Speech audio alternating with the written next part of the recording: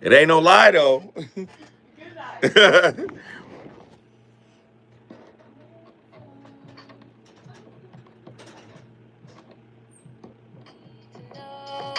Show me which way to go before I throw my man out the door. Okay, hold on a second, Keisha. Just let me ask Ronald exactly what's going on, because it takes two to tango, and I need to hear his side of the story. So she's driving me insane, got stress heavy on my brain. She keeps playing me games, and I'm about to bring the pain. Herschel back up in here.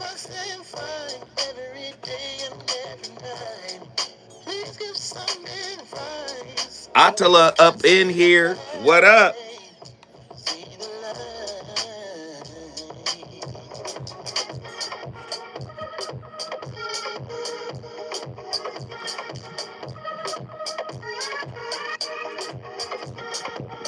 What up? What up? Kevo.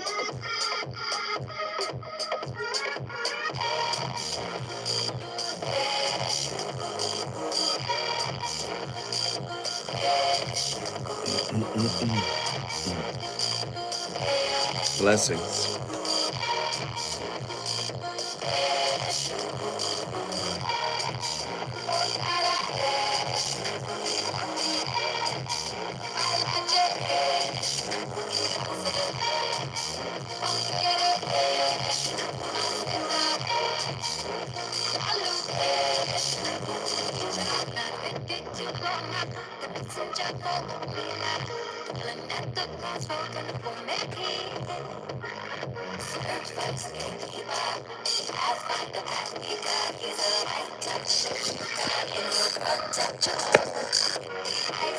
Hit that like button. Let's go.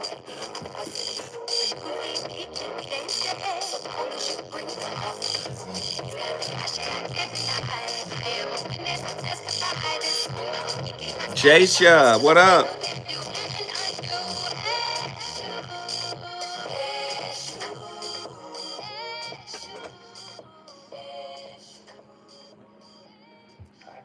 So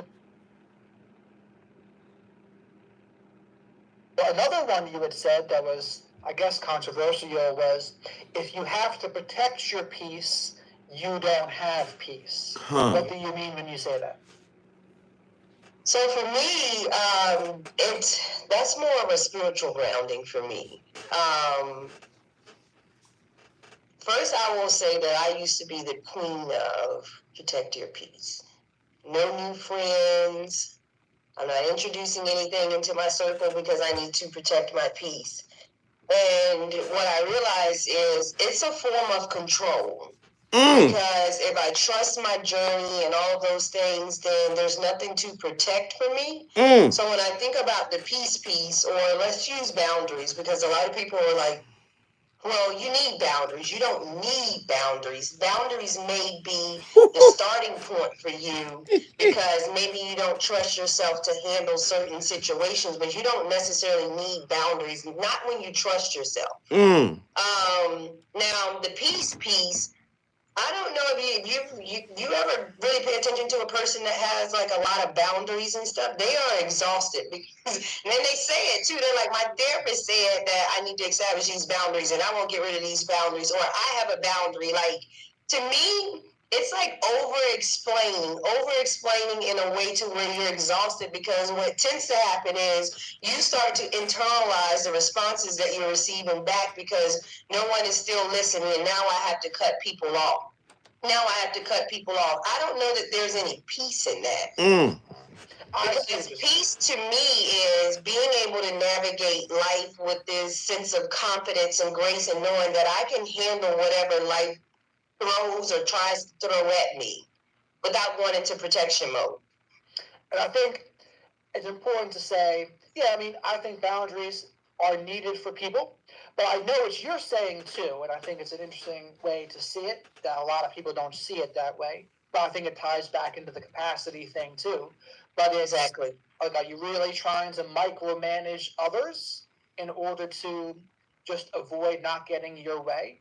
Because I think that's how you articulated it in one of the videos. It's like, oh, do you have boundaries, or you're really just trying to micromanage and control others because you're going to fall apart if you don't get your way. And I think it's an interesting way to see it, where will it always be that way for people with boundaries? No, because certain people, I do think, absolutely, you're going to have to say something or someone's going to try to trample you. But in other times, like, it might be more of that other version where, like, they're trying to micromanage. And, like, I'm not saying it definitely is, but it's something to consider. It's something to consider if that's what's going on. I agree. Yeah, I agree. I didn't know that I needed to add the nuances to it. I think, people, the whole concept, because boundaries are so important, I still tell people that it's a tool. It's a tool just like anything else, but at some point, the tool needs to become like who you are as a person, and that's the concept. Ooh. Hey, that's Raquel Hobson. She's a clinician. She deals with capacity. Hopkins, yeah. Yeah. Raquel Hopkins. And I discovered her a few months ago for myself, on TikTok. And I love her approach. Tonight's topic is going to blow you away. So, having raised one child to be a pro ball player, right? Before I even go there, let me stop. May 31st, I got to say this. May 31st, myself and comedian Ray Grady, the alpha male of comedy, we're going to join forces and we will be at the Miracle Theater. Tickets just went on sale today. Go to the miracletheater.com, their website, and purchase your tickets. When I tell you this is going to be an amazing relationship roundtable, it's where comedy meets connection. I have produced a full show. This is going to be amazing. We're going to have clinicians. We're going to have comedians. I'll be there moderating the entire discussion. It's going to be myself and the alpha male of comedy, Ray Grady and Zoe Williams. When I tell you, you're going to learn, you're going to laugh, you're going to cry, we're going to roast. It's going to be fantastic. And I want to shout out Tavis Smiley because he promoted it all over KBLA's socials. And I mean everywhere. TikTok, Instagram, Facebook. Are there any more? X. It's everywhere. It's going to be absolutely incredible. I'm telling you now, you need to move now and get your tickets because they're going to go quickly. If you know anything about the Miracle Theater iconic Miracle Theater in Inglewood, it's not a huge theater, so it will fill up quickly. Go to themiracletheater.com and just scroll down, go to events and scroll down, and it's listed by date. So you'll see us there, May 31st. Click tickets, pick your seats. We have different seating options. We got tables and all of that stuff. But back to tonight's topic. I love Raquel Hopkins and her approach. And if you know anything about the Voice of Reason, if you've been listening to the Voice of Reason for wait a minute, the 28th is my 3-year anniversary. So if you've been listening for the past 3 years, my goodness, I like to blend the spiritual with the psychological, with the philosophical, I blend all of these different narratives because I believe all of them need the others, almost like the 3 branches of government. They all kind of check each other and bring clarity and perspective to what one branch may be missing, another branch could support. So I always blend the psychology, the philosophy, and spirituality together. And in listening to her work, uh,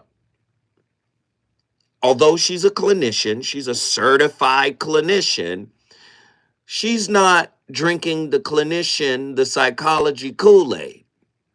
And that's what I love about her work. And that's why we feature her clips here on The Voice of Reason.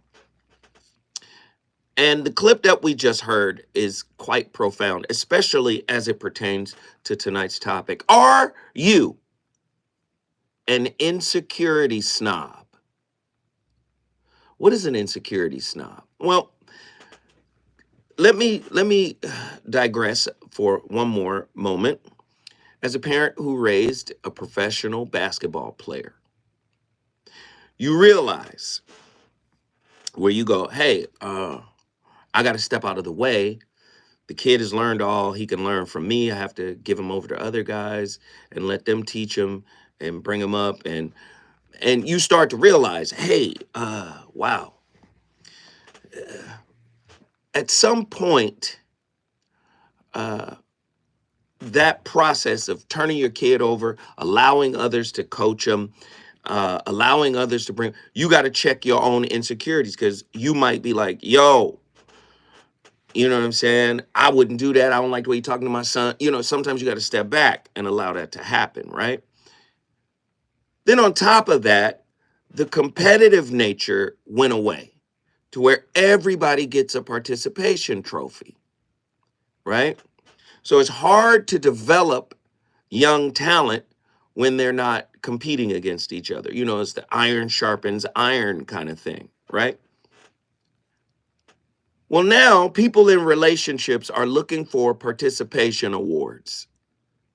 Everybody gets a little trophy. There are no winners. There are no losers. Listen,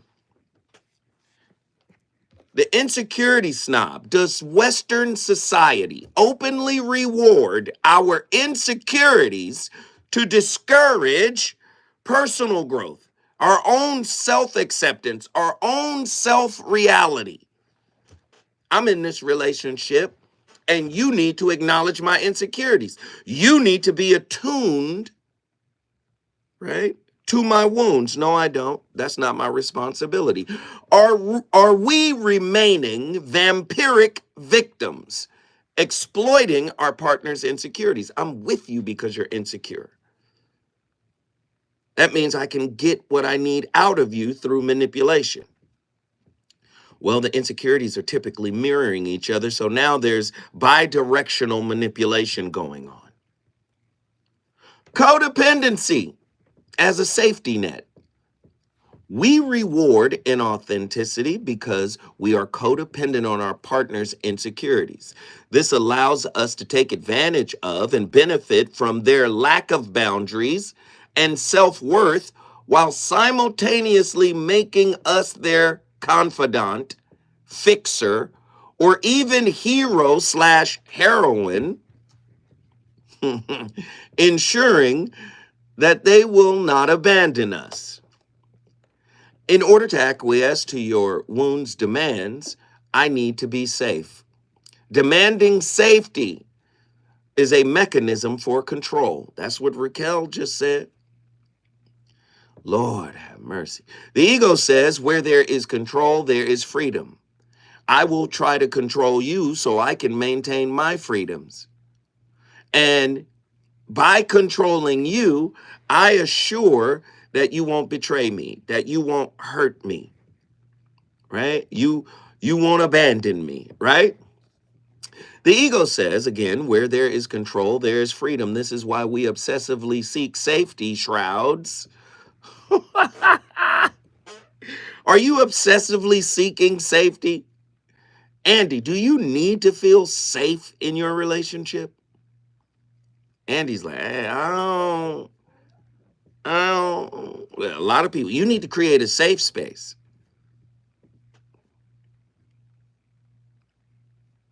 Right? Do I? If somebody is, I'm asking a question, true or false? If someone is demanding, or that's a relationship expectation, that you create a safe space for them, are they telling you that they are not safe internally? And should that be viewed as a red flag, at least a pink flag? I'm asking. The ego says where there is control, there is freedom. This is why we obsessively seek safety, right? Safety often shrouds control under the cloak of trust, protection, and compassion.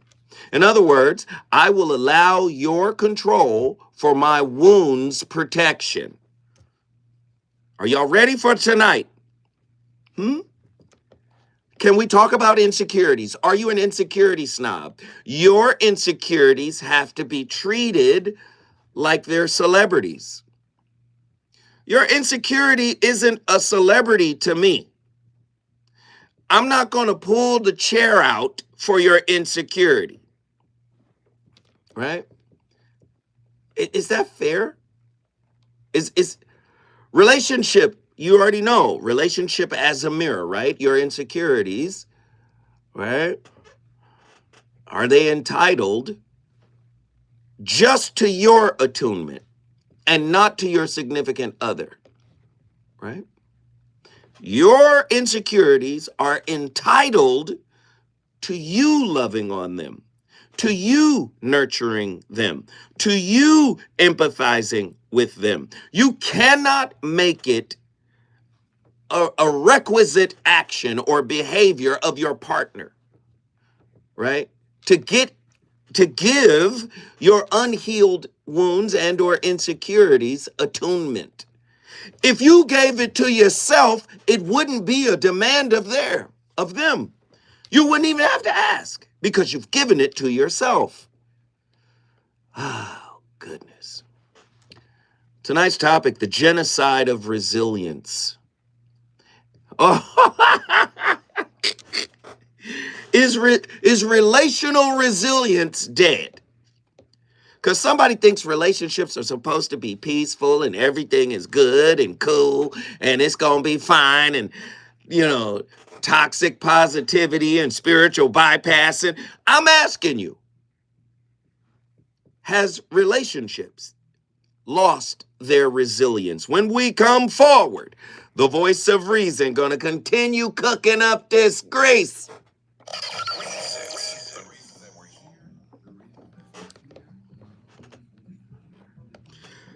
Now you already know, get to the phone lines.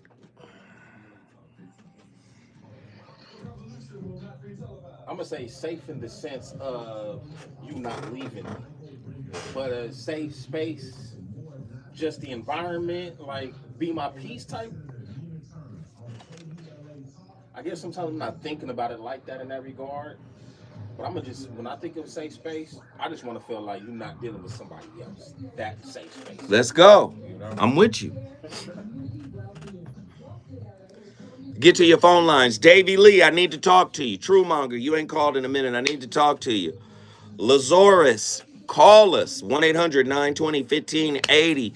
Let's get my folks on the line. Everybody hit the like button, hit the like button. For everybody that did share on the super chat, Lazarus, thank you. I'm liking it right now. Thank you for your super chat.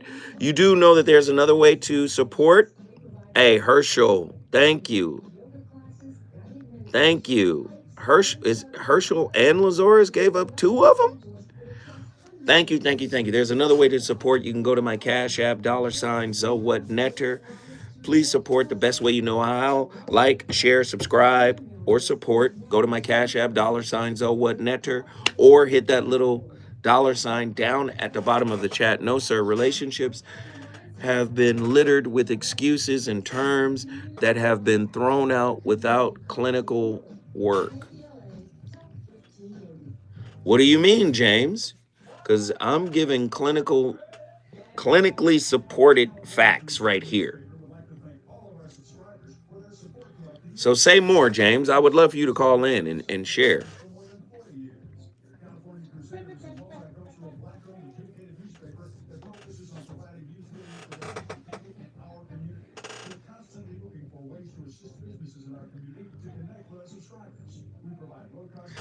I see Attila is here for the smoke. I am my own peace, but I don't want to be another raging personality in my next relationship. So yes, I want to feel safe. Okay, is that someone else's responsibility, Mimi? Because I think that's the question we're asking. We're not asking what you want. The question is it their responsibility to make you feel safe?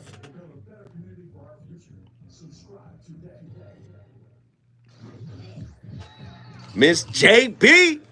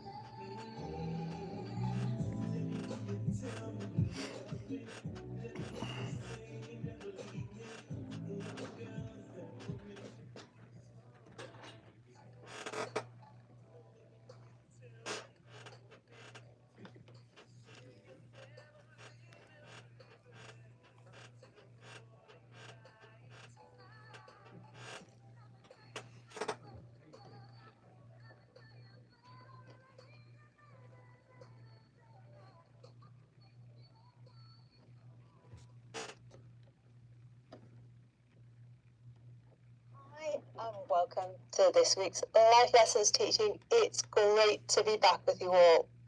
This week we are talking all about emotional safety. Now, do you seek out complete emotional safety or protection in your relationships or other vital areas of your life, such as your career or business? Maybe you hate the idea of feeling emotionally vulnerable or exposed, and so you run a mile from any relationships or people or situations where you think you may be triggered.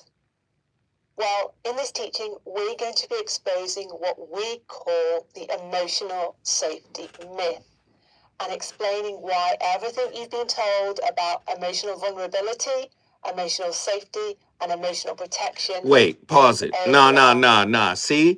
See, y'all think Zoe is crazier than a bag of bed bugs. I come in here and I say, nah, it's not your partner's responsibility to make you feel safe. That is a normalized request right now. You got to make me feel safe. In order for me to open up to you intimately, communicatively, emotionally, psychologically, spiritually, it's not my responsibility to make you feel safe. How about you're not safe? You are not safe within your own spirit, within yourself. If your softness is a reaction to my safe environment, where does it go when you leave? You tuck it away? Am I the only one you can be soft with? That's a problem. You're not soft. Soft is a performance in exchange for safety. So now we're dealing with cognitive softness, performative softness, right? It isn't welling up out of your being because you're soft. It's a damn reaction because you're not individuated. Are y'all ready for this work? You haven't done any real individuation work where you're integrating your shadow into the mask people see you as, which is all a performance. It's not your partner's job to make you feel safe. Well, what if a person comes around that's sketchy and isn't safe? What do smart people do? Leave. Ask yourself a question. How is it that you still need to feel safe while at the same time, listen, this might hurt, while at the same time ignoring your God-given intuition?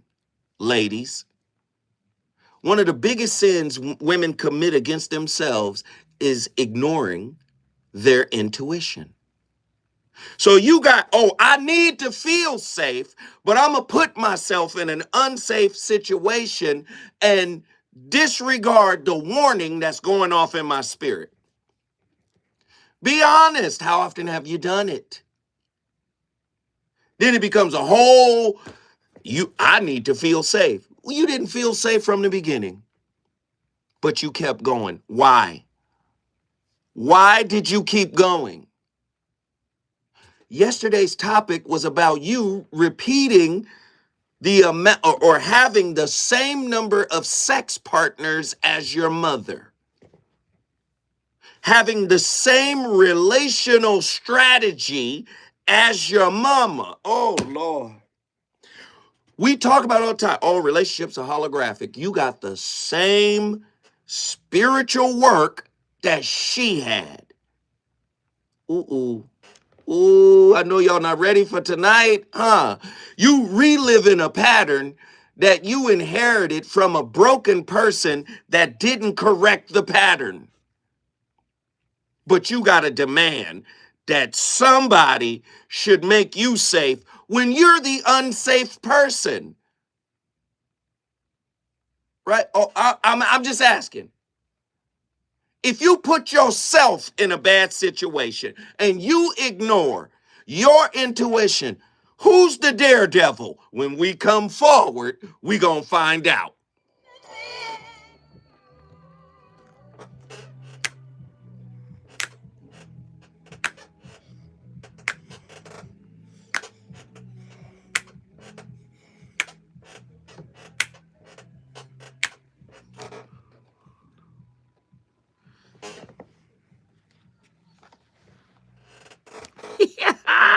Hey, y'all hitting that super chat. I appreciate it.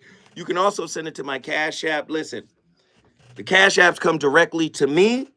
I get the Cash Apps right now. But if you want to continue to support the channel, I'll get this a month or two from now or a month from now. I appreciate it, though. Anything you could give, we appreciate it. James Blanks, what up? Am I cooking or am I cooking? Yep, on a roller coaster with no safety bar type life. Put up an emoji if you think it's fire tonight. Get to your phone lines, 1-800-920-1580. 1-800-920-1580.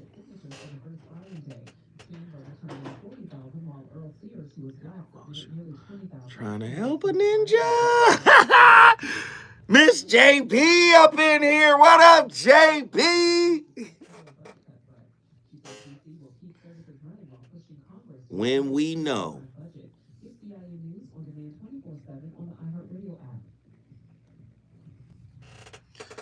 Y'all know that cuckoo doesn't show up at first. You meet their representative as he is meeting yours, pretty brown Mimi. What we not gonna do is make excuses. You think somebody crazy can hide better than the crazy you hide within yourself? Y'all vibrating on the same frequency. Thank you, Herschel. You not surprised, because you crazy. See, that's the problem. You really don't want to acknowledge the insanity in you that called this crazy motherfucker to you. You want to act like yo crazy is a damsel in distress type of crazy, and his crazy is an Incredible Hulk type of crazy. But The real crazy is being able to have a superpower called intuition. And you be like, well, the dick is good. I'm going to go back for some dick. Oh, the security and the money is good. I'm going to go back and get some bread. See, what you're not going to do is create any false victim narratives. That's what you're not going to do. Acknowledge the whole fucking story. Motherfuckers be crazy than a motherfucker acting civil.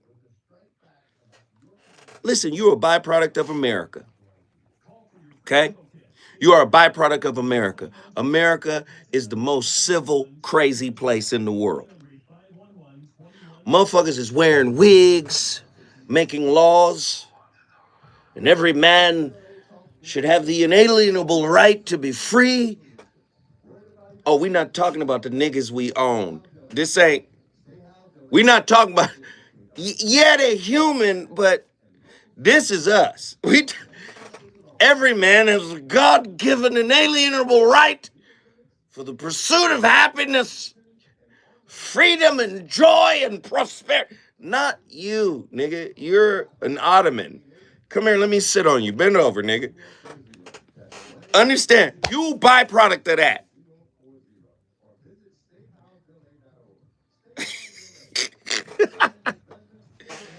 Nigga, I need a stool. Send your 3-year-old over here, nigga. Sit the fuck down on this baby.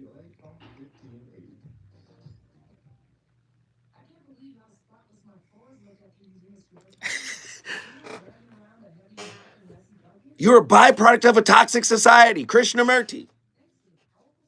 It is no measure of health to be fully integrated into a toxic society. Fuck it then. Hey, Herschel wildin', man. Herschel in here wildin'. Take my phone.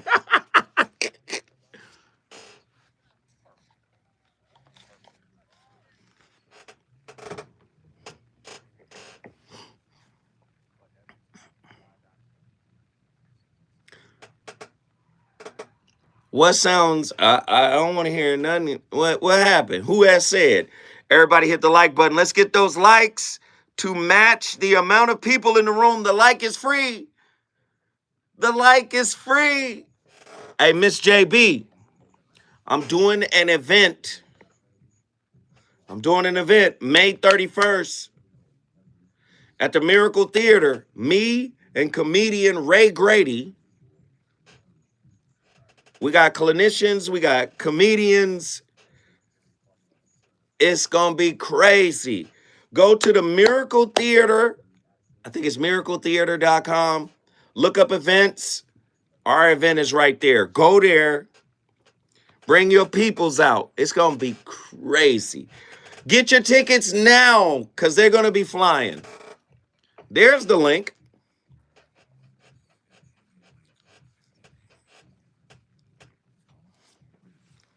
It's music to your ears. Bring all your crying ass home, girls. Bring them through because we gon' be lit.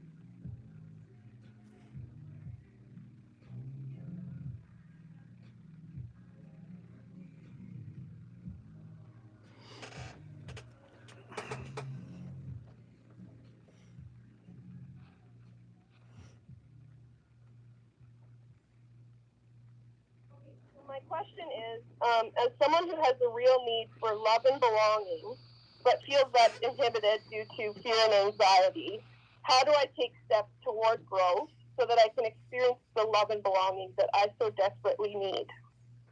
So, a bit of my background. Okay, can I hold on before you go into your background? Yep. I just want to tell you something. Yep. I have such great hope for your ability to do that because of diagnostically the way you formulated your question. You contextualized and owned that you have a need. You realize there's a context to that. You realize you have a block in it. There's a lot of self-awareness here, and there's also the ability to express that in a relationship to me, okay?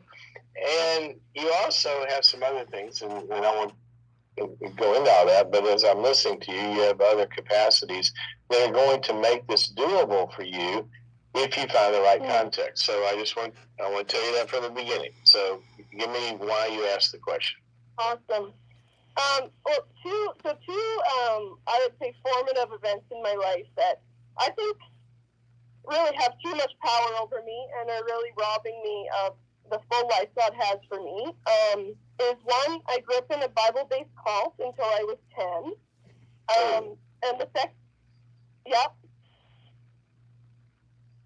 Sorry? No, I just said I'm sorry. A cult is not a good place to grow up. No. And then second, I had a very overwhelmed mother. And so she had 5 kids in 7 years. And I don't think she like physically abused me, but I think I experienced it as abuse because she never had control over her temper. Like I was terrified of her. So from those two, like growing up, I didn't experience a ton of healthy relationships, and I always felt like I couldn't get anything right. And I think that very much followed me kind of into my life where I lived this like, I'm kind of 1 foot in, 1 foot out. Like I'm really afraid to commit. I'm really afraid to let people in. I mean, where have you tried? Where have you tried and failed? Where have you tried and not worked out well? Well, I mean, at the beginning of not really knowing much about myself, I've done therapy for the last 3 years now. So it's with one therapist. With a psychologist. With one. With a psychologist. I've been working with one or several there. With one or several. Oh, with one. Sorry, with one. With one. So you've had the same therapist for 3 years. Yeah. That's awesome. Yeah. If it's going well, that's awesome. Yeah, well? it is. Yeah. Okay. Listen, I'm about to hit y'all in the head before I get to the phone lines. You're born into a pattern. Relationships are designed to present you the opportunity to break patterns. You don't get to have anything that's unconditional unless you break patterns. Raquel Hopkins, in the first clip, what does she say? Oh, boundaries are really things you're supposed to use for a little while, then you don't have to anymore. You guys remember maybe 6 months ago, I said, trust is a training wheel. At some point, trust has to come off. See, because we have everything coming from the outside in. I need to trust you. We're not saying I need to learn how to trust me. Do you see? Relationships are inverted. Everybody you meet is supposed to show up the way you need them to. You rarely hear say, I need to learn how to trust me. I need to learn how to not abandon me. See, when you don't listen to your intuition, that's self-abandonment. Bells is ringing. This ain't right. Something is off. Let me, oh, hey. No, I'm going to keep going. Self-abandonment. Yet, you don't want to be abandoned. You did it to yourself. And if relationships are a mirror, do you understand? Do you see how this is working? Listen, I'm not going to, you see it, listen, I'm not making up anything right here. The person that created the safe space for you, does it last forever? Does it last forever? Does the safe space that that person created for you, is it indefinite? It's indefinitely safe. Nope. You know why? Because they're a work in progress too. And you don't even understand the impetus or the reason, the intent behind why they created the safe space in the first place. Their whole spirit could be transactional. I just want to spend some time. Oh, so I got to make you safe. Cool. And it's not just men who do this. Women are doing this too. Do you understand? Safety is an inside job, like happiness, like love, like acceptance. Oh, like abandonment. Listen, God gave you all the tools to be a self-Messiah. What? Self-Yahshua. Yahshua, Yah. Oh, Shua saves. Oh, he who saves. The source gave you everything. Even the source's son came and said, for those who believe on me, I give you the power to do even greater things than I. You got to learn how to fight those patterns that you inherited from from an adolescent spirit called your mama. I know you don't want to hear it put that way. Mama's beyond reproach, daddy beyond, they were adolescent spirits. We all are. And relationship is that classroom we got to enroll in order to be introduced to the truth of who we are. Now, are we going to accept it? 1-800-920-1580. Get to your phone lines. Let's talk about it. Now, Krishnamurti, it is no measure of health to be fully integrated into a sick society. So now you got the home toxicity, you got to deal with those patterns. And then you have a larger societal level of toxicity. Black pain profiteering, how white therapists monetize racial trauma while suppressing African indigenous healing. Does the APA's racial stress diagnosis funnel $2.4 billion annually to white clinicians pathologizing Black resistance as PTSD? So you're under attack by the system too. Then you want to get into the relationship. The relationship's supposed to feel like Catalina Island. It's a getaway. No, relationship is more like Pepperdine, UCLA, the Ohio State. This is school, self-school. Here's the empirical insight. 89% of trauma therapists are white. 94% lack Queen Afua's Sankofa womb lineage training. That's NAM or NAMI, NAMI 2024. Y'all want to talk about it? Huh? The way relationships are designed, if you're a dismissive avoidant, you're going to go back to an ex. That's just, if you're fearful avoidant, who leans anxious, you're going to go back to an ex. If you're anxious, preoccupied, you're going to chase. These are patterns that happened in childhood. Relationships are designed to trigger the patterns so you can take responsibility for the pattern and rewrite it. Break the pattern. Create a new. Do you understand? Do you see? I'm not here to make you safe, right? You will call in safety when you get safe with what you really are.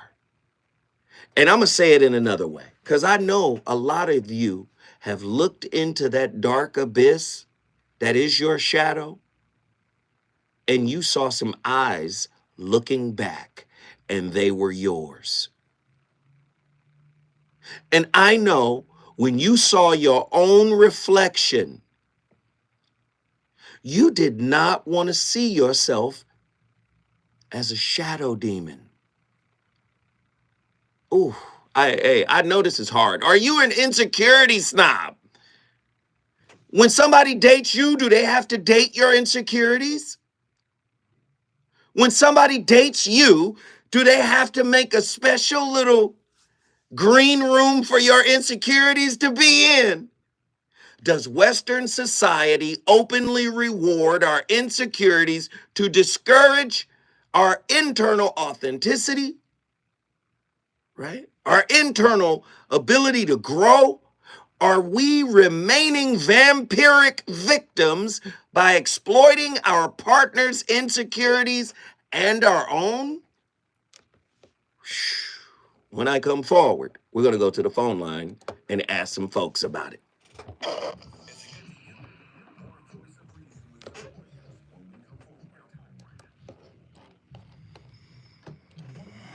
Yo, this shit crazy.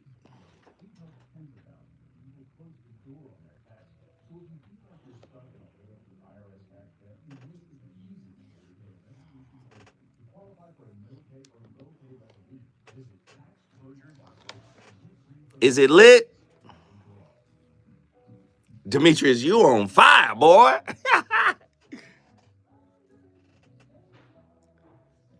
Get in here. I want everybody to call. Hit the like button. Hit the share button. Subscribe to the channel. I'm here Monday through Friday, 7 to 9 p.m. I'm turned up today. I had a good day today. I'm turned up today. I'm turned up. And if you feel like you want to support my Cash App, hey, can my moderators put my Cash App in the link? So somewhere down deep, I'm toxic because I attract crazy. That is a bitter pill to swallow, but I receive. I think I'm an insecurity snob too. I don't want to get personal. Pretty Brown Mimi, did you have a traumatic? And when I say traumatic, it doesn't have to be physically abusive. Was your mother totally emotionally attuned to every need you had? Did you have heartbreak in childhood? The first relationship you ever have is with your parents. Was there heartbreak in that relationship?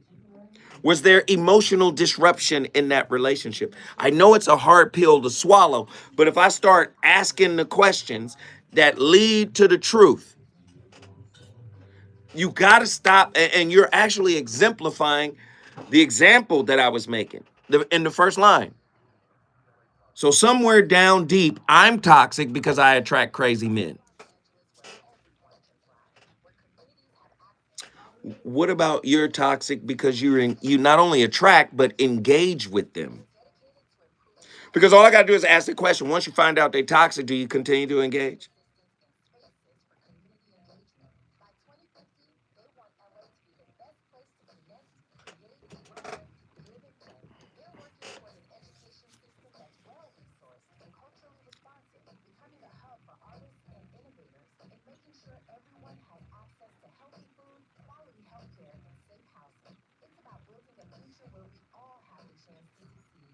Get in here, Miss JB.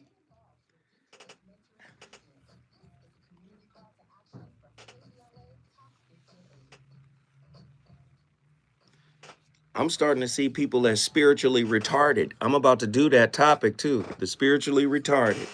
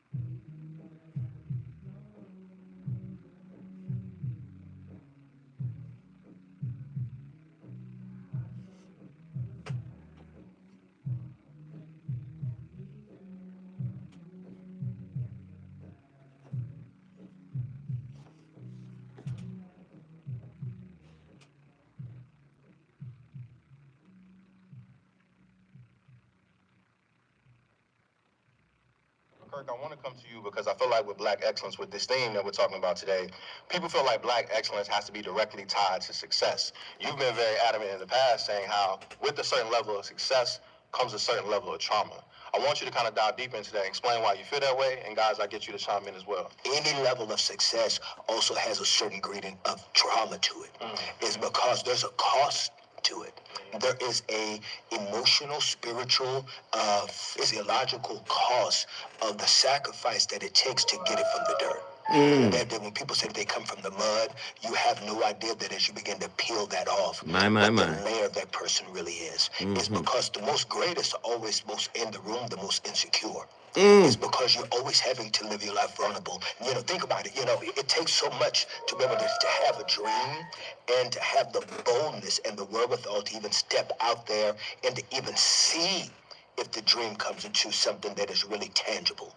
And so that level of sacrifice and work and vulnerability, not only do you suffer from that and have to sacrifice for that, those connected to your wife, your children, your relatives, because you're gone all the time, you're sleeping. We're dreamers. Dreams wake us up in the middle of the night. Dreams make you get up from the dinner table and say, baby, give me a minute, I got to put this on my phone. Dreams are disruptive. That's why dreamers are disruptive. Man, hey, listen, that's Kirk Franklin? Does Kirk have on a tight suit? Because, man, let me tell you, boy, hey, that was, hey, GP, hey, come on. That was nothing but fire, brother Kurt. Straight fire. And I love it. And he's right on point. We got a whole generation of folk that think you're going to get the best that God has to offer without sacrifice. How you call yourself a Christian or religious in any sense when God sacrificed his son? If God is willing to give up his only begotten for you to skirt around the difficulty of spiritual evolution, so you can have unconditional love without healing the pattern that made you, without disrupting the pattern. He said creators are disruptors. In order for you to create your spiritual maturity, i.e. spiritual adulthood, you got to disrupt the pattern that gave birth to you. I'm not here to appease, to coddle, to love on, to nurture, to empathize with your insecurities. I'm not. If you get it, it's great. It's cool if you get it. But you got to stop being dependent upon it as if that is the marker of a good person. Listen to what you're saying. Only a good person, only a person that is giving to my wounds can be considered good, can be considered the right one. I'm not an insecurity butler. Do you understand? God sends certain people in your life to disrupt your damn pattern, because you too damn comfortable being on those psychological training wheels. Well, he passed the trust test. Well, he passed the communication test. He knows I don't like to talk, and I definitely don't like to have deep conversation. Oh, so he passed all these tests. And then one day they get tired of your mess. Are you an insecurity snob? Should you get a participation award just because you gave somebody some cookie? Because you gave somebody some attention, they now on your insecurities and wounds payroll? Not me. We're going to do it. We're going to do it. We're going to do it. We're going to do this topic tomorrow.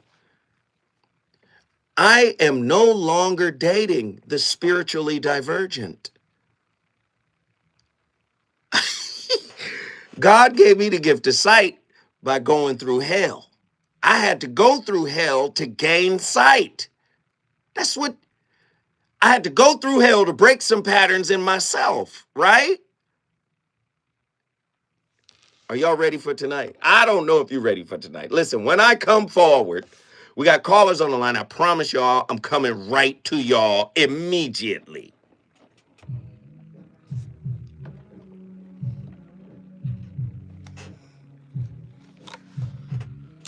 Get on the phone line. Get on the phone line. Let's go. Let's go. Let's go. We got 2 callers.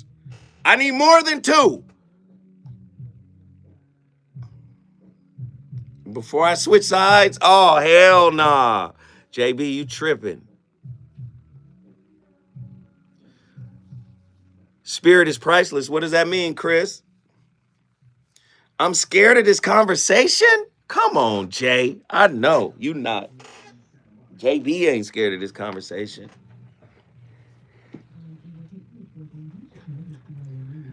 No, JB's a boss.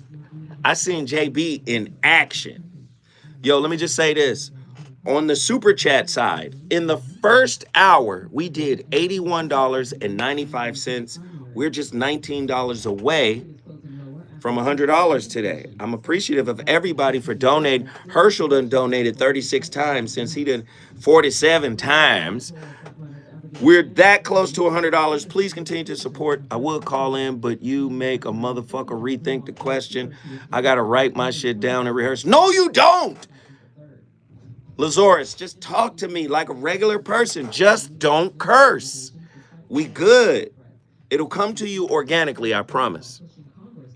I want to thank, come on, Jim is already in here. Jim, I want to thank you for your Cash App, and you came over here. Everybody say thank you to Jim, Miss JB. Everybody thank Miss JB. Herschel, LOL, stop. So I'm saying.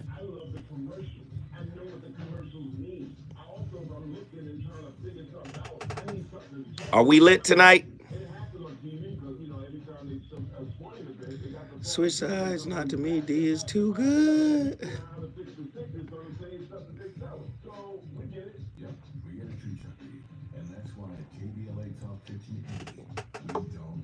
I thank you guys for liking the donations that people have given.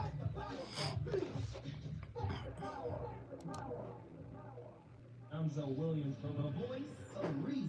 Your relationship is in trouble, I'm the dude to call. Has your soulmate become your cellmate? Does black love still exist? What are your bedroom turn-offs? Fantasies and fetishes. Financial infidelity. I'm dating a bad person. Are they worth the wait? Trust me, this gonna be crazy. How about the child wasn't here, and you still have to pay child support? It's a very heated topic. Oh, that's right. Mama's baby. Daddy's maybe. I just have so many questions I want to ask you. I was like, this gonna be a war up there. Damn. He told me he had a vasectomy. I'm pregnant. Betrayal has been committed. Hit you with a bad touch routine. How does he maintain his humposity? He likes it when it pinches my lip. Why can't you open up, brother? I'm a karate man. Karate man on the inside. They don't show their weaknesses. Yeah. How do you write women so well? Zoe Williams. Reason and accountability. The voice of reason. Hey guys, I am Dr. Kim Sage. I'm a licensed clinical psychologist. Welcome to my YouTube channel. I'm so glad you're here. Today's video is all about how to cope when you have an avoidantly attached partner. And next week I'll discuss how to cope when you have a more anxiously attached partner. The core of a more avoidantly attached person is that in childhood, they had to learn to be autonomous and independent quite early on. They had the kind of parents who didn't necessarily generally love emotional needs or emotions much at all in terms of, anxiety or anger or neediness. In fact, those parents inadvertently or unconsciously or consciously shut those needs down and more reinforce the child when the child was playing by themselves or, appearing to be a little grown up and able to do and take care of themselves. And so that got reinforced. But that didn't change the fact that the child had needs, emotional needs. And so what these kids do is very early on, they learn to deactivate, to shut down their needs. And so it's not like they don't have them. I have worked with many people with this attachment style. And of course, I'm seeing the ones who want to change and are coming into therapy, but they have a lot of needs. It's just that, I'll discuss in a minute, there's a lot of reasons why those needs can be uncomfortable for them and really truly pushed down. I want to, as I said, remind you that both sides of, let's say, an anxious and avoidant partner have their work to do, and both of them, including disorganized as the third style, all of those styles have a fear of intimacy and closeness and abandonment in different ways. It's just, it kind of manifests differently. And so keep that in mind. This is not a video to watch if you are with someone who's, say, avoidant and they are making no effort to change. They don't care about growing and healing. This is not a video to teach you how to just deal with it and, compromise what you need. And Ladies and gentlemen, the VOR is back in the building live. KBLA Talk 1580, Leimert Park. You already know what it is. This is a very heavy topic, right? Insecurities. That's what we're talking about. Is it my responsibility, right, to cater to my partner's insecurities? I don't believe so, right? Are you an insecurity snob? Should your insecurities take precedent over mine? Should your insecurities be on a higher level than mine? In order for me to be considered a good person, you need to feel safe. Let me tell you something about insecurities. They come from insecure attachment styles. Insecurities, they are the manifestation of attachment wounds.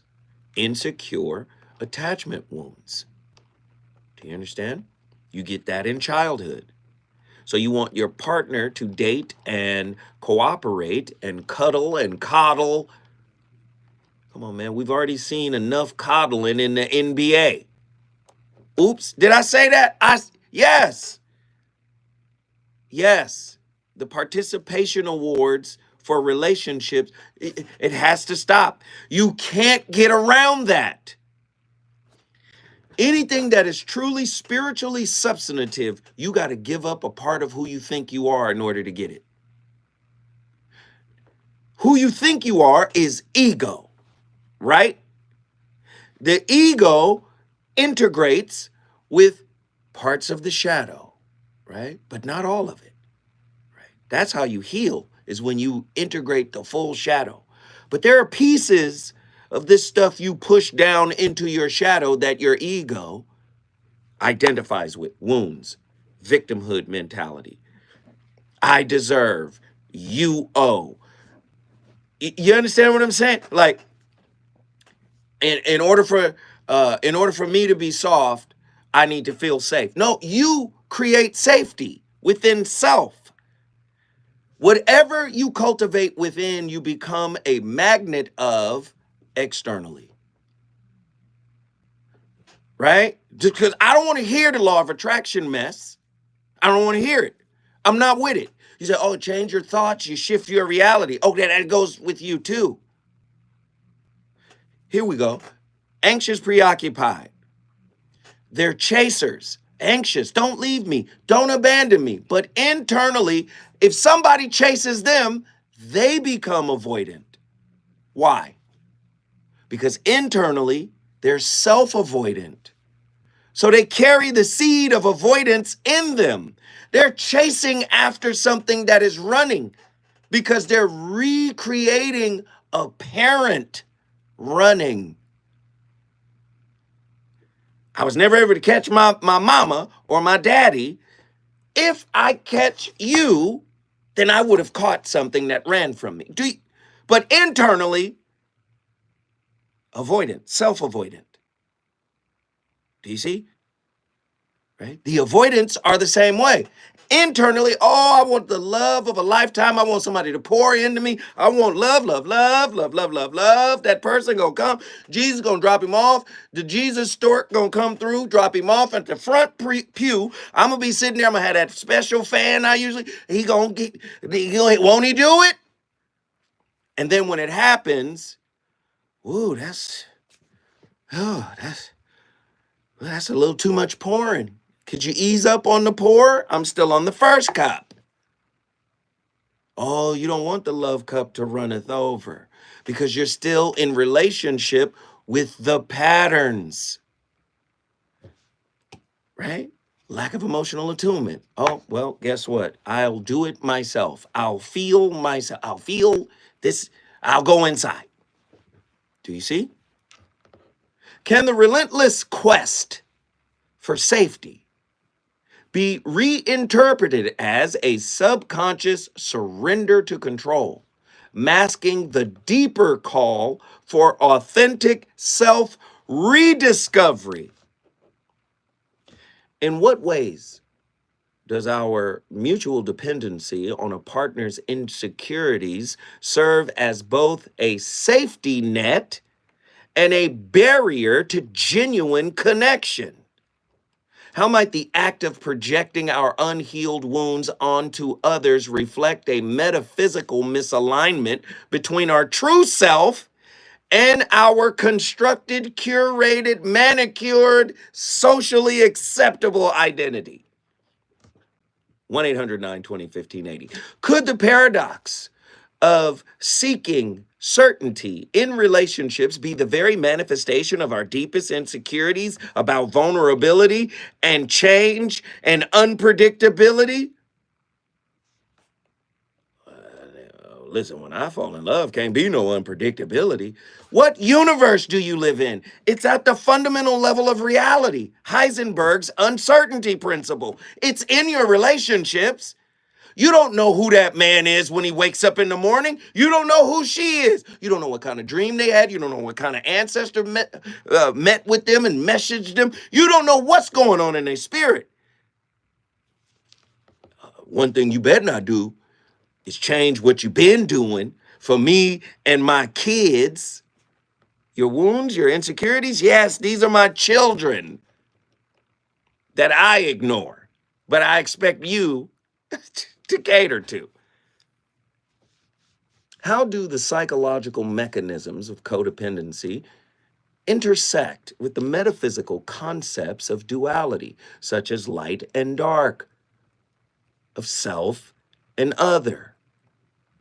Is it possible that by exploiting a partner's lack of boundaries, we unconsciously validate our own fragmented self-worth?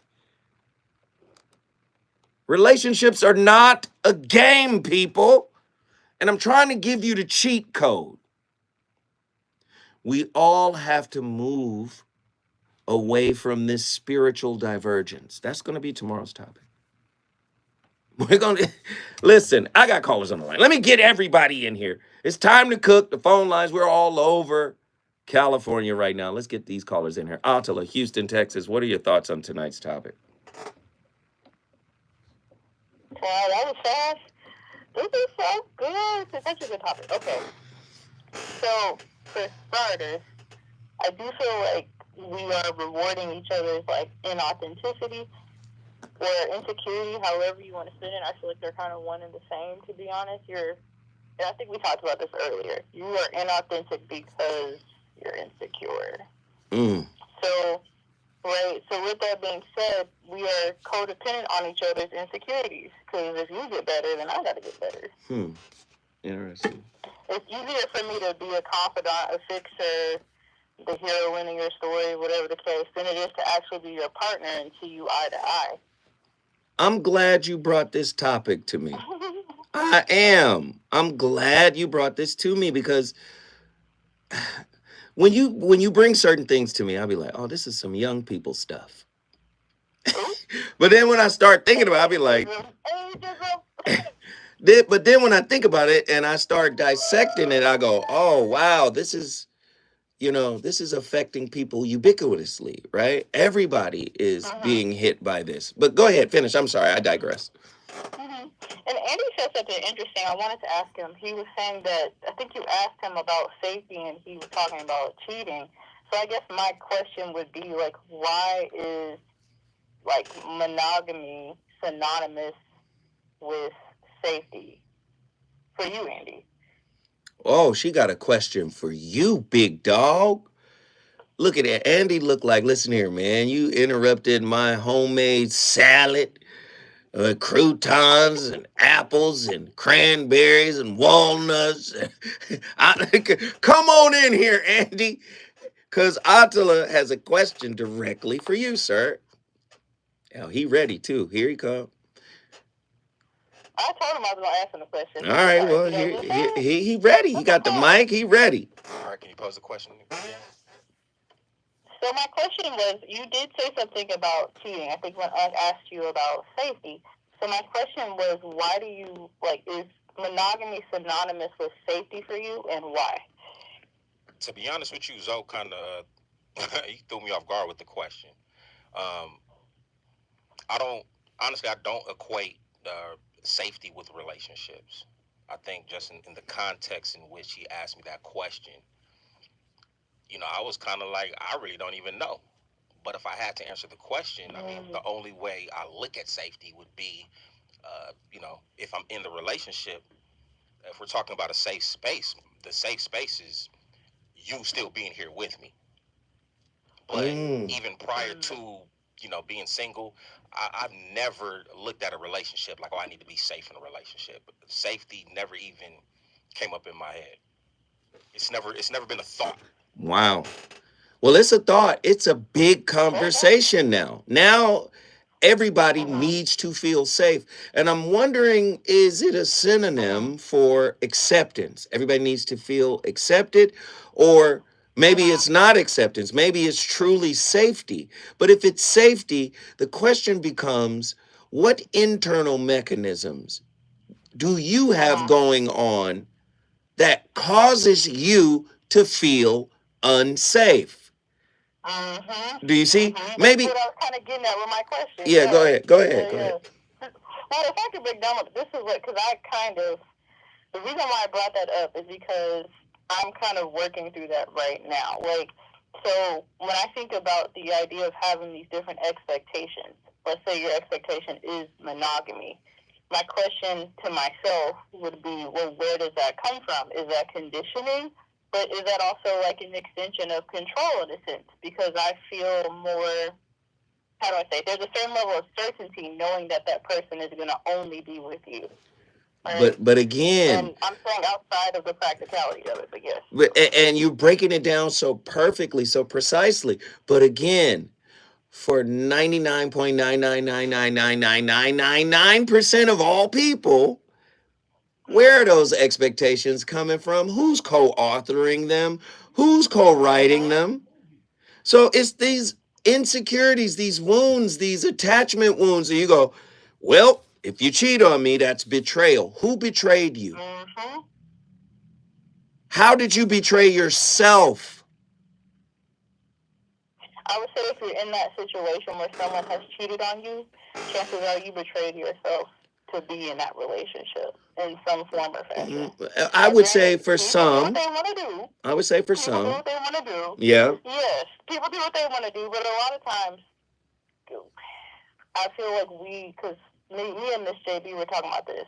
I think when we ignore our intuition, we set ourselves up for situations that will eventually lead to the very thing that we fear. Because connected with that cheating is also the idea of abandonment, emotional abandonment. So you basically saying when a woman ignores her intuition, it's like an internal version of self-cheating, self-infidelity. Is that what you said? Go ahead. Well,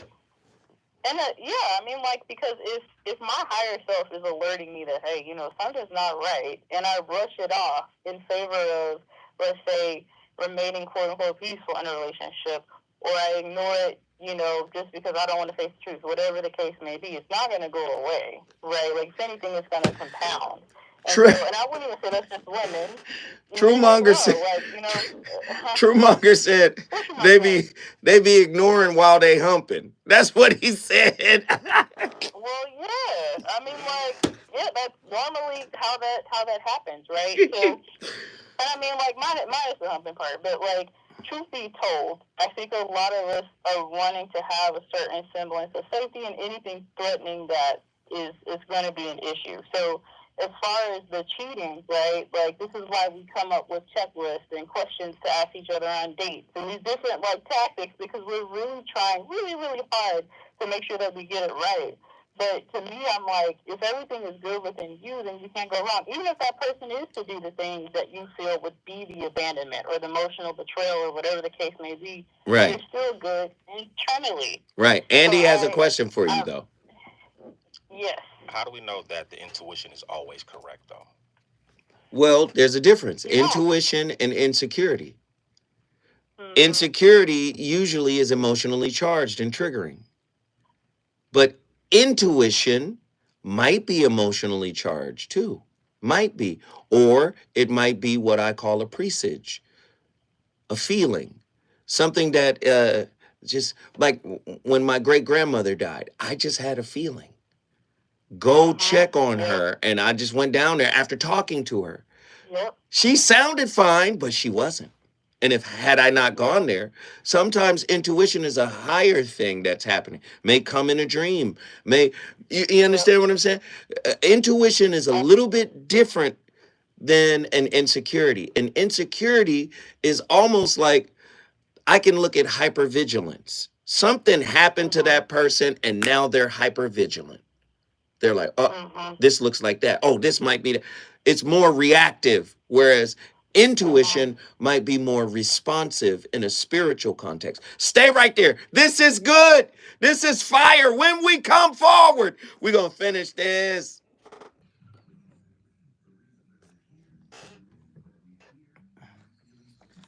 Yo, we on fire tonight.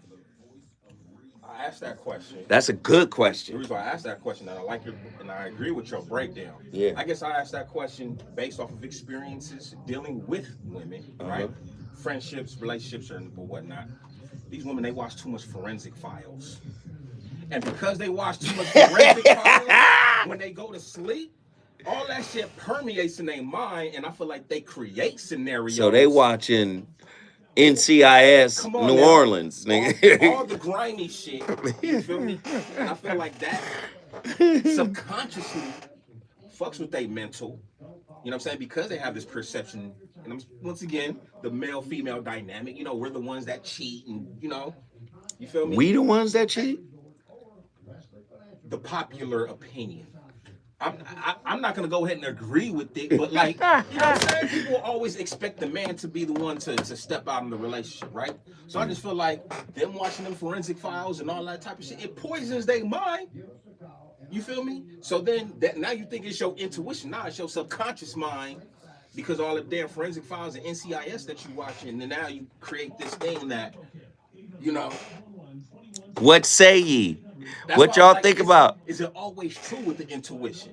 I feel like it could be a sign, but sometimes that intuition could be leading you something. No, I think that's not all the way true. I think intuition is a spiritual antenna that's especially tuned in women.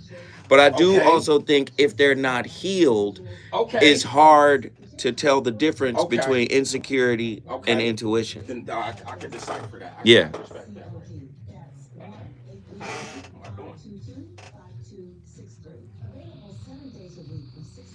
Miss JB, when I get you on, you could tell us. Live in a minute. Hey, we cooking tonight. Thanks to everybody that supported. Thanks to everybody that hit the like button, that hit the share button, that hit the super chat button. Thanks to everybody that went to my Cash App, showed me love on my Cash App. I really appreciate everybody's participation tonight. How do you guys think 2025 is going with regards to these Voice of Reason topics? LS said this is a hard topic. JB said this was a hard topic. I'm just trying to. I want to know what y'all think. Flames. We cooking.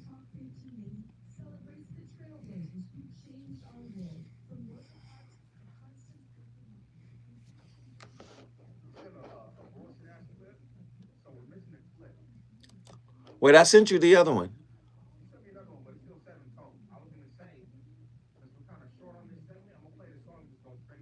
Cool. Okay. Cool. For sure.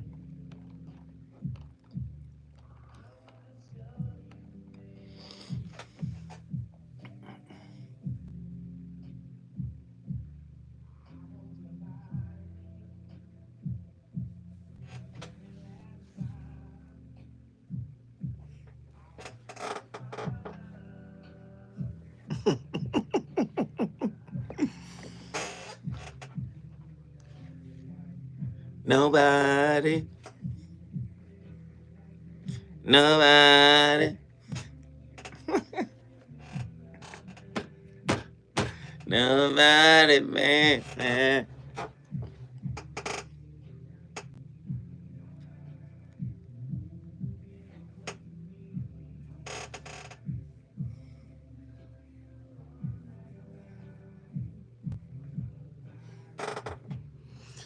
Ladies and gentlemen, the voice of reason. You already know what it is. My playlist is my co-host. And no disrespect to the rebirth of Steve Arrington, whom I call Keith Sweat. Man, go back, man. Steve Arrington was the first to sing like that. Come on, man. Know your music history, brother. But, let me do it again. Don't forget, go to the Miracle Theater. Your brother Zoe Williams with a group of clinicians and a group of comedians, along with the alpha male of comedy, Ray Grady. We are doing a relationship comedy mashup. It's where comedy meets connection, where laughs meets learning. And when I tell you the production that we have set up for this is going to be amazing, it's going to be May 31st, 7 p.m. At the iconic Miracle Theater. I want everybody to go get their tickets now because those tickets won't last long, okay? So go there now, pick your seats. It's going to be amazing. MiracleTheater.com, Zoe Williams and crew. Man, it's going to be fantastic. But let me get back to today's topic here, right? Are you an insecurity snob? Are you an insecurity snob? Do your insecurities need special treatments? Right? Special treatment from me in order for you to feel like I'm a good person. This is a powerful topic. Attila was on the line. We want to get Attila's final thoughts here. Attila, what are your final thoughts? This whole topic is just too good. First of all, I didn't even address you right, TOR, because you have been on it, okay, these past 2 days. I'm so sorry. Let me just say, though, I think it's the inverse of what you said. They want you to acknowledge their goodness. So that's why they want you to validate their insecurity. Like, they want you to tell them that they're a good person. That's really what I think it is. Like, when I'm thinking of insecurities, I'm thinking of neediness. Like, just tell me I matter. Tell me I'm a good person. Keep going. That's kind of what I see when I thought about this topic. Keep going. Keep going. So it's kind of like Well, I was just gonna say, I mean, like some of this also goes back to black and white thinking, because if for me, if everything has to be neat and in a box and in a certain order, then I need you to kind of follow along with that, right? And that includes my validation. My validation must also fit within those boxes and parameters. And half the time, I'm too tired for this stuff. And so, I think I wrote a quote. I made this up. I was just saying that I think in the mind of individuals like this, and really all of us, there's this part of yourself where you're saying, like, I will allow your control for my wounds protection. So it's an exchange.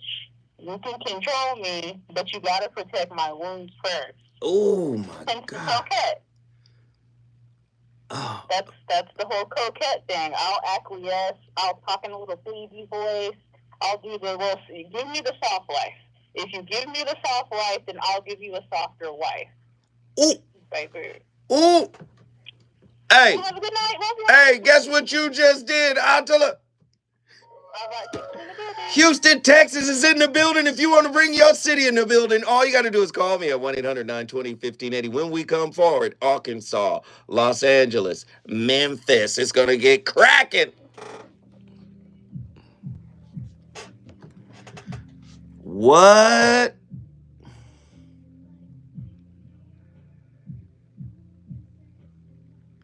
Nobody.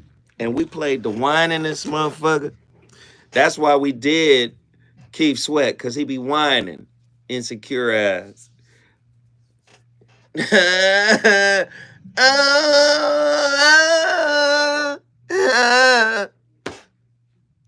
You're my.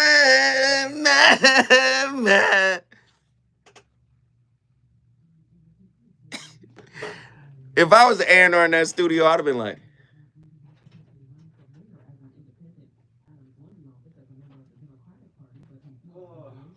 is this the record? Hold on, I'm gonna go out and come back. Y'all mix it. Mix it first. Who mixing the? Okay, I'm gonna come back and listen to the mix.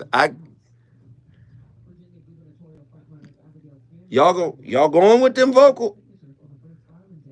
Okay, I'm gonna come back.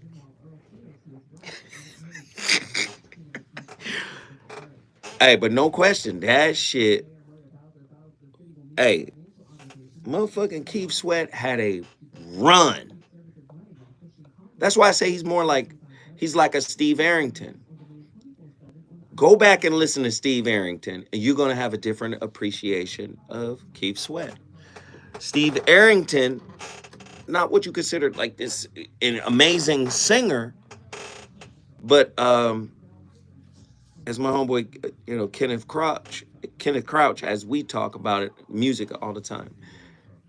He's an amazing stylist.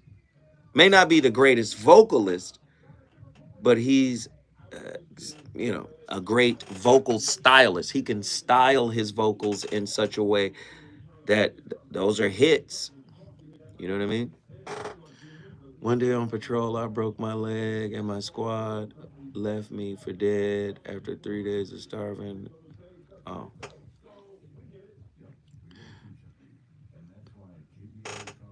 That's crazy. Somebody says, "Oh, you ever gonna make up with Corey?" We good. We been good. The fuck? Like, we been good. Like, everything is cool. I don't even know why. You might be a troll. I don't even know why I responded to that. Like, we been good. Everything is straight. LS Jefferson in the building.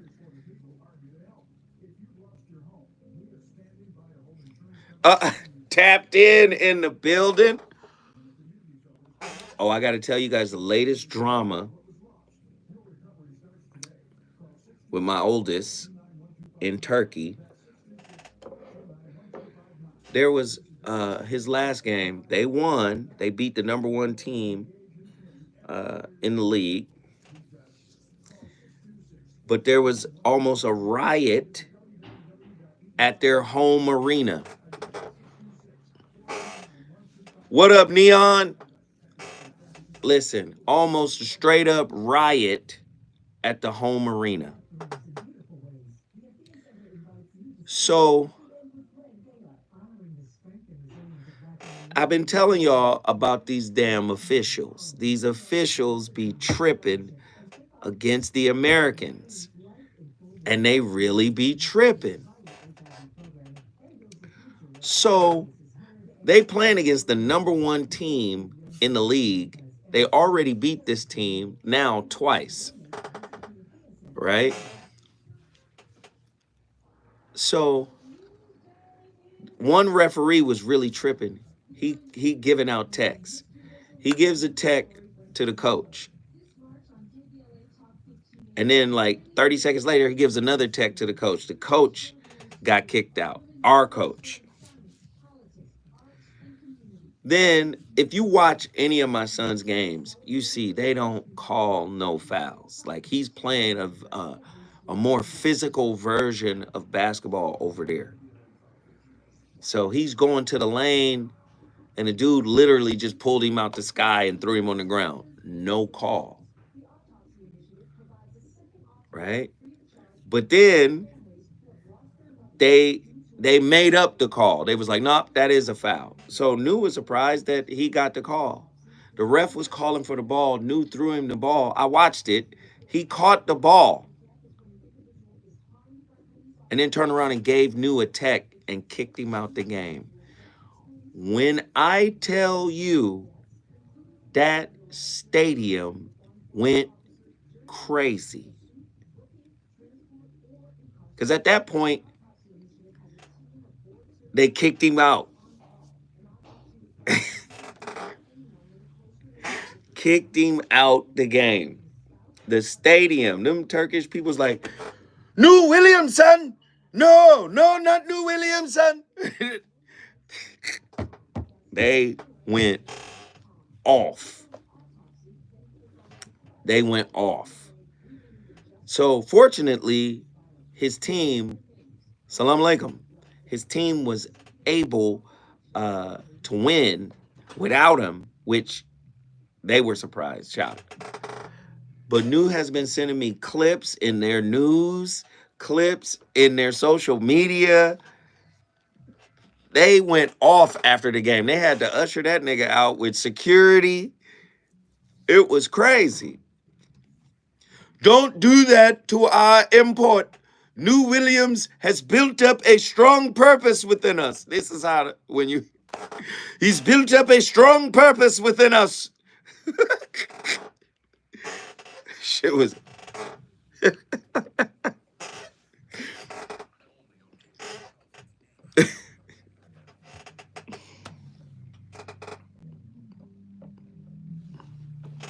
Mhm.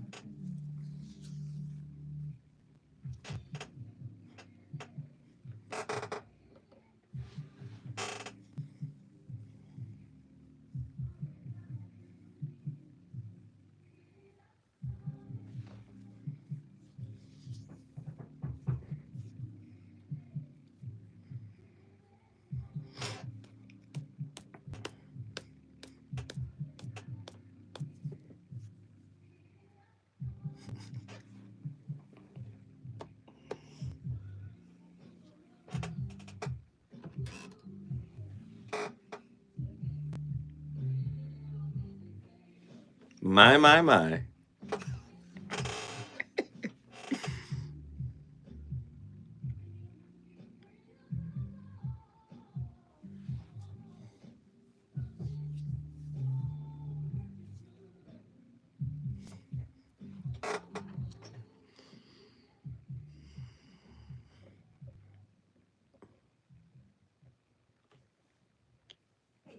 I'm Heidi Preeb. Welcome back to my channel, or welcome if this is your first time here. On this channel, we talk about our relationship with ourselves, our relationship with other people, and lately we've been talking a lot about how to build intimacy. In this video, I want to go over something that is maybe one of my most requested topics, which is how do you know that the time is right to be vulnerable with someone? So I have people kind of asking this question from various ends of the attachment spectrum. So those coming from the more avoidant side of the attachment spectrum might be learning vulnerability and intimate self-sharing as kind of a new skill in their relationships.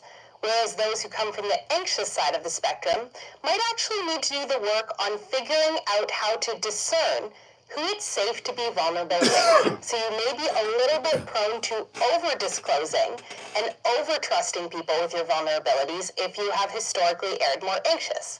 So in this video, we're going to talk about how to know when it is the appropriate time and with whom it is appropriate to be vulnerable with.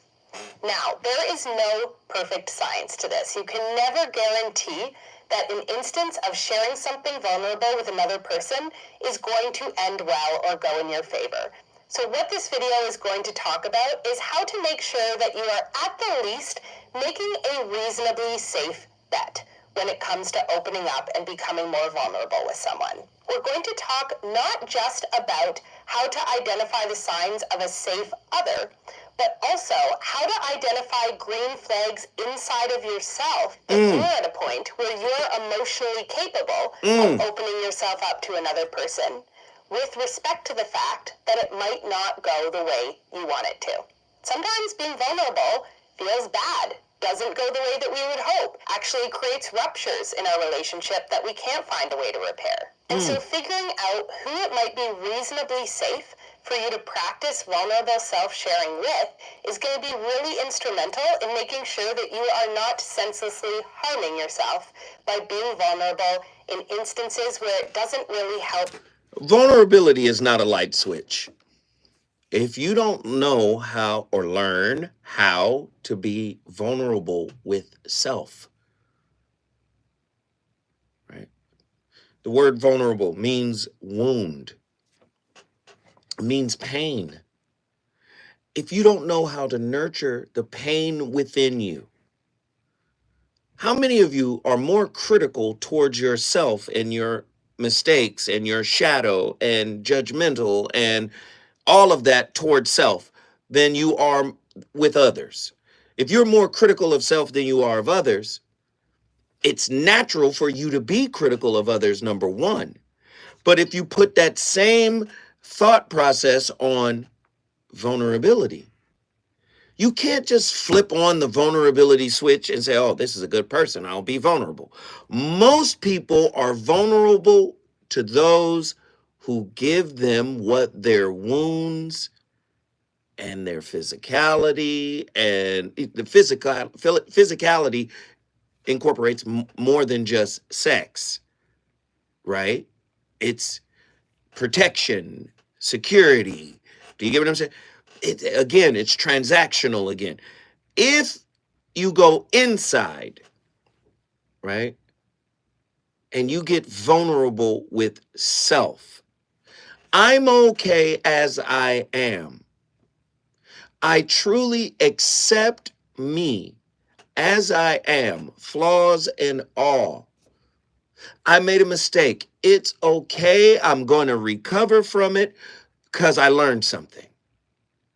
Self-empathizing gives you the ability to be vulnerable with others. It's not a light switch. You can't be self-dismissive, as an anxious preoccupied might be. You can't be self-dismissive and then attentive to your partner. It's just not going to work because it's performative. It's cognitive. We got callers on the line. Let's get them in here. Davy Lee, Arkansas. What are your thoughts on tonight's topic? Yes, sir. How y'all doing tonight? Man, we alive and well up in here, turned up. That's awesome. I hear it. That's cool beans, man. Well, let me get down to it, man. I personally think, life is a journey. I've been learning this as I've been growing. Things take time. Some people, get drawn into because of their circumstances of life. But everything, you growing is circumstantial. But at the same time, when you're in relationships, I'm learning this. It's either do or die, man. Everybody wants their cake and eat it too. So just gotta get you, and not like in a sexual way. You hear me? You gotta get yourself in order so you can properly navigate. You can properly understand. Because I've been alone for so long in my life, I know myself more than the average person. But at the same time, I don't know man. So now that I'm giving myself to God, I'm giving myself to Jesus, or whatever religion you want to, get into, I'm being vulnerable enough to, accept that I can't do it by myself, So it's like a relationship. You can't do it by yourself. You're going to have to go through certain things in order to learn. I love It's it. the only way. You have to prove God. Yeah. But I ain't going to hold you, man. You know what I'm saying? Hey, Davy Lee, come on, man. What's the best barbecue soul food spot down there in Arkansas? Man, I ain't gonna lie to you. It's so many shit. Oh, my bad. But it's so much, man. Personally, I would have to go with man, I can't think of the name of it. Just go on, drop me, man. I can't think. You know It's all good, man. Guess what you just did? I brought y'all to Arkansas, man. We appreciate it, and you cursed on the air, but we caught it. Don't do it again, Davey. We love you, brother. We love you. We love you. We love you. Please keep calling in. The number to dial 1-800-920-1580. We lost a caller. Who was that? We lost somebody. That's all right. We got Jim from Los Angeles. This about to cook. I already know. Jim, what are your thoughts on tonight's topic? Yay, yay, yay, yay. Okay, so there's so many I had to get. I had to get like a whole, because I short attention span. So I had to get my paper and pen so I can like make notes. I'm going to talk about the gentleman right now. Davey. The lie we tell us, it takes time. Times keep on slipping. That means we are using that verbiage to not allow our truth to expand. We know what it is, but then we say it's time because we're not acknowledging that experience in that moment. There's only a now moment. When you do now moment, lightning speed. I've learned that. Wait. Stay with me, Jim. Don't leave. Stay with me because you're cooking right now. She said, now moment. If you're in the now, it happens lightning speed. Don't go nowhere, Jim. When we come forward, we coming back to Los Angeles where it all happens. Sim's barbecue is cool. I remember now. Huh? I don't remember who it was. I don't know if he's in the chat, but Lazarus from Memphis. Lazarus from Memphis. Get back in here, dog. Your call matters. Lazarus, what you on? Get back in here, Lazarus. LS Jefferson, thank you for the Cash App. We got 3 Cash Apps for the night. I appreciate y'all.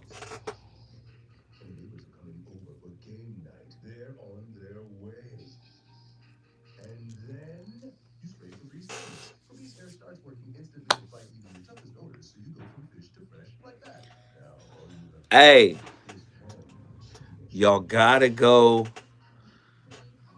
Well, most of you guys are from other states. LS Jefferson, are you coming to the Miracle Theater? You got to get all your girlfriends, all your homeboys. Everybody got to come through. When I tell you this shit gonna be nanas. Hey, when I tell you it's gonna be nanas. Ray Grady. Did I tell y'all who's all gonna be on the show? At some point, that may happen. We discussed that. Come on. Shit gonna be lit. We got the step and repeat, the red carpet is on food trucks though. Oh, word. Okay. It's gonna be lit. It's gonna be fire. Downtown Inglewood, historical Inglewood. It's gonna be retarded.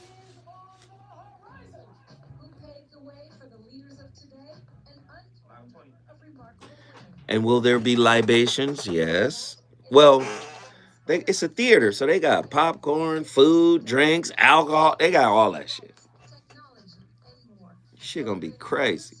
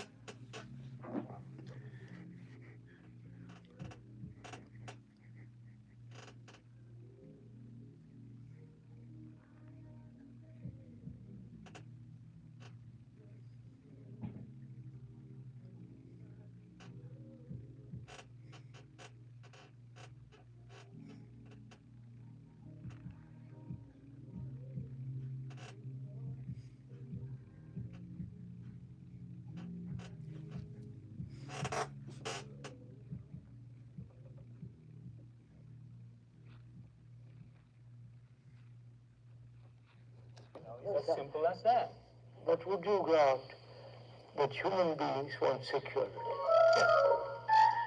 The brain can't function at its highest. Yes, that's what we're looking for. If it's not secure. Right? So, where is my security? Well, repeat. Either it's in the illusion, or in a bank account. The security is in a bank account. Come on. Either, wait, pause it. He said either it's the security. He said human beings can't function without security. He said either it's in you or in a bank account. Come on, Murty. Let him rock for a couple of seconds. Come on, Murty. Human beings want security. Yes. The brain can't function at its highest. Yes, that's what we're looking for. If it's not secure. Right? So, where is my security? Well, repeat. Either it's in the illusion, or in a bank account. Right? Or in my relation to somebody. I want in my relation to somebody, I want it secure. Okay, for God's sake, remain as you are. I'm not really doing. So either it's an illusion, or it's in a bank account, or it's in a person. And then he goes on to say, which is crazy, by the way. He goes on to say, for many people, what clip is that from? You done got rid of the clip. It was an interview with something. It was an interview, probably with the brother from San Diego. It's two white individuals. Did the white guy have on glasses? Anyway, he has a whole series. Brockwood Park, 1980. Brockwood Park. There we go. That's his Scientist Seminar 1. Yes, that's his school in England, Brockwood Park. He had a school established. And again, he's talking about the mind. Krishnamurti was big on the psychology side of it in terms of he's labeled as a philosopher, but he was very deeply entrenched in the psychological aspect of spirituality and the patterns. So what he's saying is it's an illusion, right? Because it's all in your mind. And you can stop that illusion by reprogramming the mind. Most of us have been programmed to seek security in a relationship, as he said, or in a bank account. But it becomes illusory because most of us have never discovered internal security. And that's when you start to read his books, he goes into suchness, isness. And that's his euphemism for God. When you rise to this level of consciousness, you realize that you are secure because you're there. You're with this ineffable source that is the wellspring of all reality. You're there. Buddhists and Muslims and Christians and Hindus, they have a different term for it, but it's possible for human beings to reach that level. However, it's exceedingly arduous. And many people give up when it gets hard, which is why they double back to be a butler to my insecurities. Jim from Los Angeles, let's get these final thoughts. Hey, okay, that was good. And I'm just going to say something about that. The reason why it's hard is because we don't release the world knowledge. That's why it's hard. It's hard because we are fighting against our God self versus what the world says it should be. Ooh, yes. Once we release that, it's not hard. But because there's a tussle within and we don't want to seek within, it becomes hard. It becomes hard because we're fighting ourselves.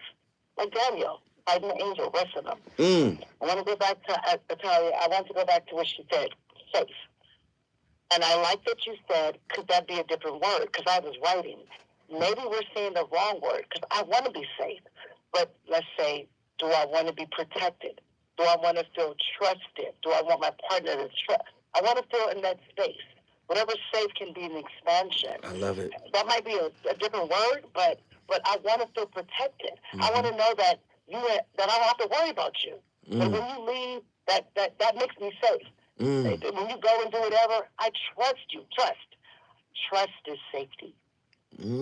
Trust is safety. And so we also want to be able to, when I did this with the same thing, that's why I didn't want to talk about it, I was that person that denied my intuition, right? However, when I denied it, I started thinking about safe.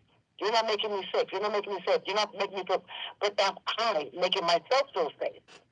Because if I were, you wouldn't be here. Ooh. A long time ago. Hold it, It's really not you. It's me.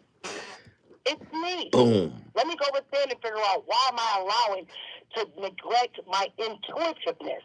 And it wasn't about, like you said earlier, what is the intuition? Because I said, maybe we don't know about intuition, but it's the feeling. It is the burning within that you cannot deny. It's not a thought. It is something that goes through your soul, your body, your spirituality. And that's what the intuitiveness is. When a woman gets that, it is a burning like, no, I'm going to get ya. Because I'm denying myself of the truth. And so when the guy said, it takes time, and I get it, it does. But time is an illusion.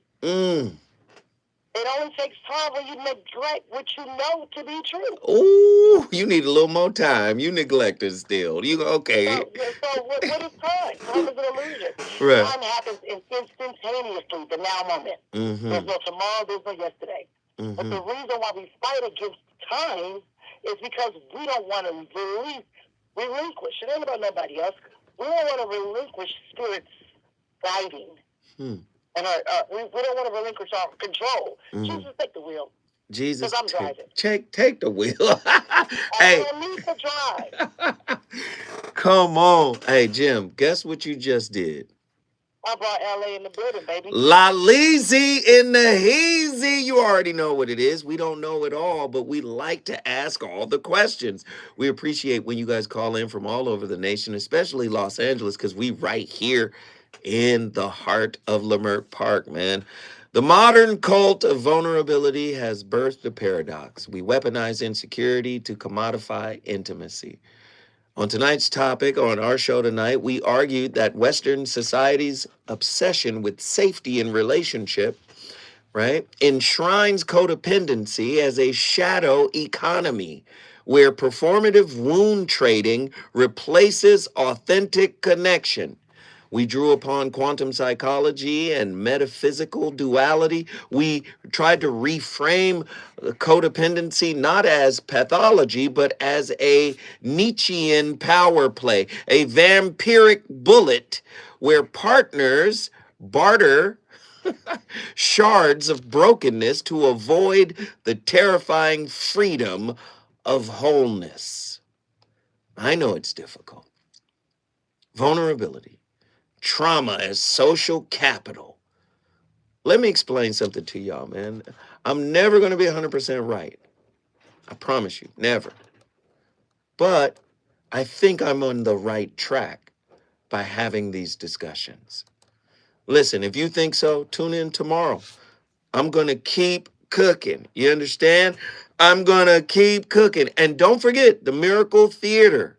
Go there now, miracletheater.com. Download or purchase your tickets. I'm telling you right now, myself and Ray Grady, the Alpha Male of Comedy, we got a special event coming May 31st. We're going to promote it for a long time. We got commercials going to start running. We're going to promote it. We want to sell it out. You guys can't miss it. It's going to be amazing. I'll see you guys tomorrow with another slapper.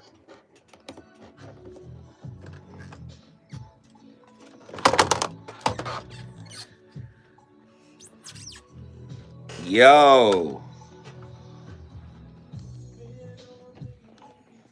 Attila, thank you. yet again. That was a dope topic. Thank you for bringing that to my attention, because I didn't know what I was going to talk about today. That was good. And Dizzle, Great show. you already know what it is. Love y'all. Appreciate y'all. I'm Ghost.